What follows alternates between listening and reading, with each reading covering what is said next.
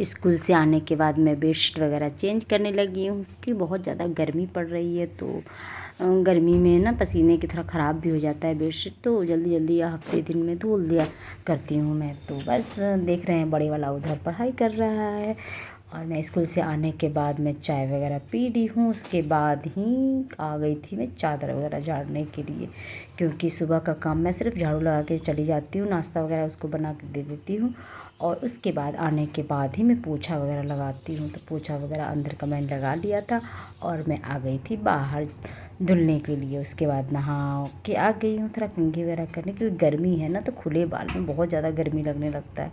तो मैं थोड़ा उसको थोड़ा ना जूड़ा बना लूँगी, जूड़ा बनाने पर थोड़ा गर्मी कम लगेगी। और उसके बाद मैं जा रही हूँ पूजा करने। तो पूजा करने में पहले दीपक जलाती हूँ, उसके बाद पूजा करती हूँ।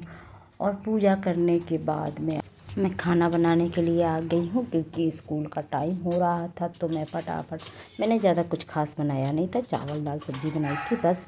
और मेरा स्कूल जाने में लेट हो रहा है, तो मैं फटाफट अपने फेस को कवर करूँगी और उसके बाद में स्कूल के लिए निकलूँगी।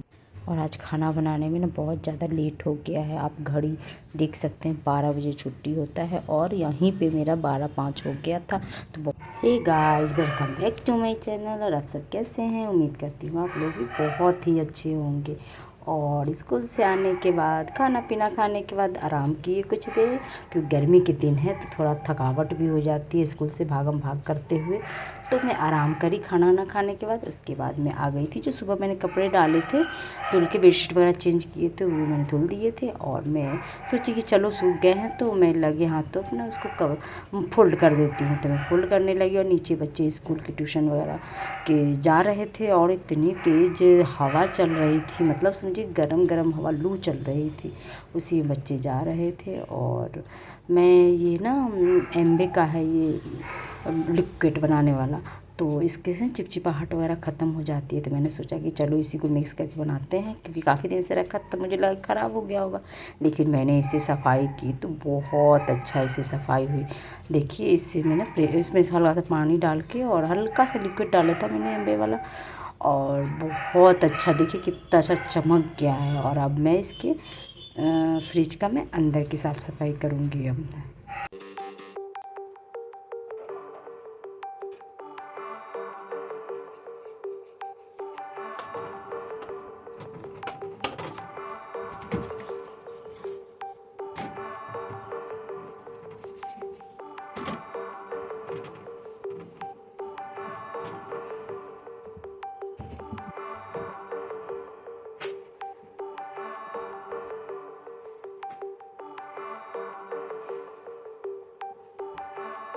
तो अब मैं करूँगी ब्लाउज की कटिंग।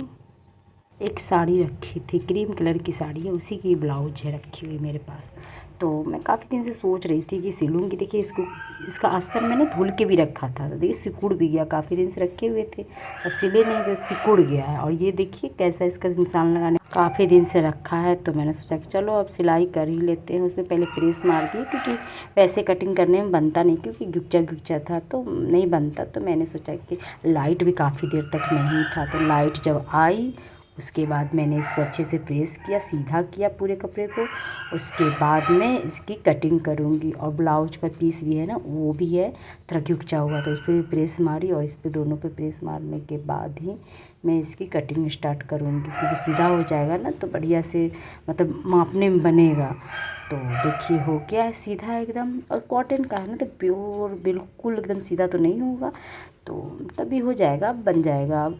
तो मैं अपना ब्लाउज पहले वाला रखी हूँ, उसी को माप के मैं अपना ब्लाउज की कटिंग करूँगी, क्योंकि ना जैसा इंसान होता है उसी हिसाब से उसका माप होता है। तो माप उतना ही माप ले के उसके बाद मैं उस पर निशान लगाऊँगी। निशान लगाने के बाद मैं इसकी कटिंग करूँगी, कटिंग कर दूँगी।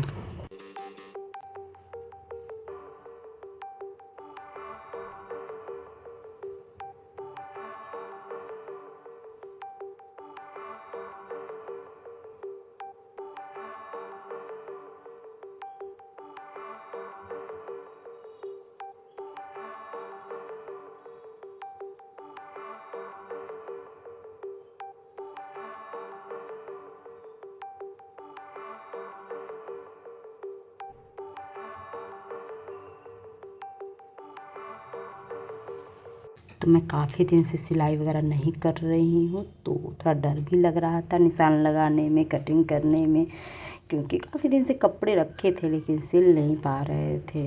ना सिलो ना तो फिर मन नहीं होता है सिलने का। तो बहुत सारे कपड़े हैं, तो मैंने सोचा कि चलो अब सिलाई करना स्टार्ट कर देती हूँ मैं, कि सारा ब्लाउज वगैरह सिल भी जाएगा। और इसलिए पहन भी नहीं पाते क्योंकि ब्लाउज नहीं रहता है इसका सिला। अब जो महंगा होता है ना साड़ी, उसको मैं दे देती हूँ टेलर को, क्योंकि डर लगता है उसमें कि हाँ कटिंग कहीं गलत हो जाएगा तो फिर कपड़ा साड़ी ख़राब हो जाएगा ना फिर। तो इसीलिए मैं ना थोड़ा सस्ती सा 1000, 2000, 1500 तक के मैं अपना बना लेती हूँ। और 2000 से ऊपर का होता है तो मैं टेलर को दे देती हूँ। तो ये ज़्यादा नहीं था, 1000 तक का था ये भी साड़ी। तो मैं आपको दिखाऊंगी किसी और दिन ये साड़ी। तो बस इसको अब मैं डर डर के जो भी है मैं इसकी कटिंग निशान मार रही हूँ इस पर। और उसके बाद मैं इसकी कटिंग करूँगी, उसके बाद सिलूँगी। उस दिन आज तो नहीं कर पाऊँगी, नहीं सिल पाऊँगी, क्योंकि कटिंग करने में ही टाइम लग जाएगा। और एक ही काम नहीं है, सिर्फ ये ब्लाउज कटिंग करनी नहीं है, मुझे सुबह से लेके इतना सारा काम पड़ जाता है ना कि मैं सिर्फ यही नहीं कर सकती। तो ब्लाउज का जो भी काम होगा मैं थोड़ा थोड़ा ही करूँगी रोज़, तभी हो पाएगा। क्योंकि सिर्फ यही करना हो तो एक दिन में ब्लाउज सिल के हटा लेंगे, लेकिन नहीं कर पाएंगे उतना, क्योंकि घर का भी काम बहुत सारे पड़ जाते हैं मेरे। तो इसीलिए मैं एक एक घंटा ही टाइम दे पाऊँगी सिलाई वगैरह में। तो देखिए इधर का कटिंग मैंने कर लिया है, आस्तीन का है, और गला मैंने आगे का छोटा रखा है, पीछे का थोड़ा डीप गला कर दूँगी मैं दिखाऊँगी जब बन जाएगा ना, तो मैं आप लोग को दिखाऊँगी ज़रूर। तो थोड़ा डर डर के ही बना रही हूँ, एक तरफ के काट लूँगी और इसी जो कटा रहेगा ना आगे का, उसी को हम फिर दूसरे कपड़े पे रख के फिर पीछे का भी बैक वाला भी काट लेंगे हम उसी को रख के।